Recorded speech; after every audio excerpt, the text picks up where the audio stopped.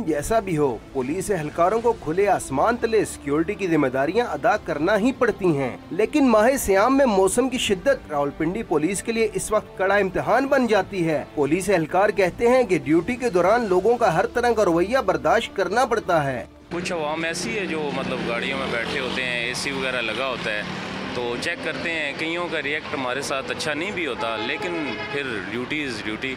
हम चूँकि रोज़ा भी हमने रखा हुआ है और गर्मी भी इतनी है, लेकिन हम ज़ाहिर है अवाम के खिलाफ और सिक्योरिटी के लिए इधर खड़े हैं। पुलिस एहलकारों का कहना है कि सरकारी ड्यूटी अपनी जगह, लेकिन मजहबी फराइज की अदायगी में कोताही नहीं बरतनी चाहिए। रोज़ा फ़र्ज़ है, इससे हमारे लिए ड्यूटी भी फ़र्ज़ है। अपने फ़र्ज़ के मुताबिक ड्यूटी अदा कर रहे हैं शदीद गर्मी और धूप में।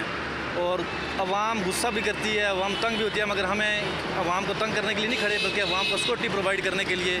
पुलिस एहलकारों के मुताबिक अगर अवाम ताउन करे तो उनके लिए फराइज अदा करना और भी आसान हो जाएगा। कैमरामैन खुरम शहजाद के साथ मोहम्मद ताहिर नसीर, डॉन न्यूज़, रावलपिंडी।